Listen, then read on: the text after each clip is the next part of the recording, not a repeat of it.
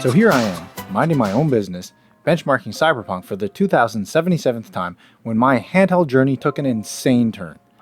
Then, Kiwi Design reached out to me with some gear to review for the Quest 3, but then I thought, no one wants to see me wearing some accessories, so let's do some VR on a handheld.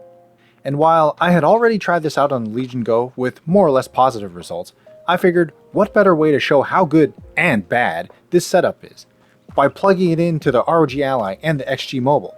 So I strapped on the Kiwi battery headstrap and ditched that stupid center strap, which transforms the Quest 3 into a, let's say, Vision Pro looking thing, but with less than 20% of the cost, of course. And then things really started to come together when I unboxed this RGB Vertical Stand and gripped these textured controller covers. Now we're cooking with electricity, or whatever people cook with. Suddenly, I felt like a real person in Ready Player One. So now let me show you how well all of these things run together. The first stop today, Half-Life Alyx, of course. This thing is still, after so many years, the gold standard or benchmark for VR titles. And with the 6850 XGmobile eGPU, now the Ally can really chew up those frame rates, or get chewed up by a micro SD card. I mean, assuming of course you're not an idiot like me and running off of Wi-Fi. I mean, who does that? Especially across the house. What the hell does that even say?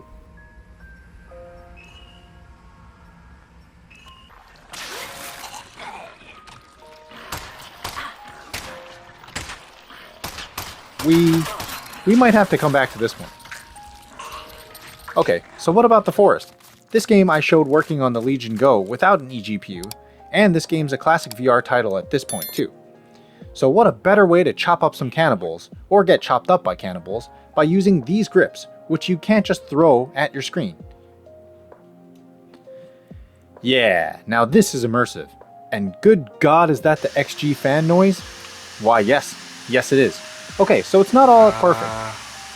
But it is honestly quite impressive at how well all of these things are working together. And I'm fairly positive that this added immersion does come from this battery headstrap design. I still like my Anna Pro headstrap that I've been using for months now, but there's this extra piece of padding for the back of this cup headstrap thing, which lets you literally angle the Quest 3 on your face, coupled with this airflow interface thing that I got, and you can get your eyes almost right up against the lenses, which massively increases the FOV. Okay, yeah, maybe not massively, but it really does increase the FOV. And yeah, you might have to get creative with some Dollar Tree foam or something like that to block off some light, because there is a lot of light leakage. I just use some magic cosplay foam stuff or whatever. It looks like garbage, but we'll save that story for another day. Once again, I'd like to thank Kiwi Design, this time for sponsoring this video. A first for this channel, so color me unprepared for working with a company as well known as theirs in the VR space. But nothing, and I mean nothing, could have prepared me for the wizarding world of Hogwarts Legacy. In VR. So yeah, using UEVR, I was absolutely stunned at how demanding and pixelated everything looked. Wow, it's like playing on a dial-up modem.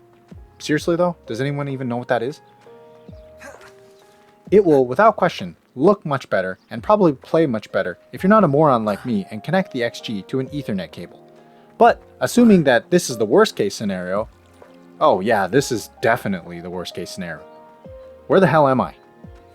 Exploring the castle grounds when the FPS does smooth out though, is awesome. Now if only someone could figure out the motion controls and aiming in this game, then I wouldn't have to feel like such a muggle anymore, obviously. And still, there's an added cherry on top for this setup too, if you just want to play flat, or what they call non-VR games. You can absolutely do this like I'm doing right now with V-Rising. It's like playing on a massive 100, maybe 150 inch screen. Mind you, the image won't look as crisp as say those Viture XR glasses I've reviewed on the channel before, but it's definitely still very immersive. And all you need to do is grab a controller, like the Manba 1 controller I just reviewed. Then you just connect to Steam Link, and you're pretty much good to go after launching the game. You can then also even move the big screen around, or even dock it onto your arm or whatever. So just when I thought I had seen it all, some wolfies came to ruin my day. Okay guys, calm down, it's just a game. Oh god, better run away. probably a lot easier to run away if you actually know what you're doing. Let me just say, this is definitely a game I could spend way more time playing in this headset. It's almost too damn immersive. I'll even admit a few times I had to take the headset off. I mean, not because I was scared or anything. No, never.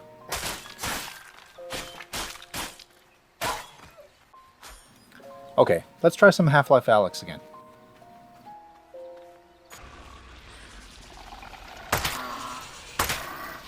Oh yeah, this is not going to end well for me.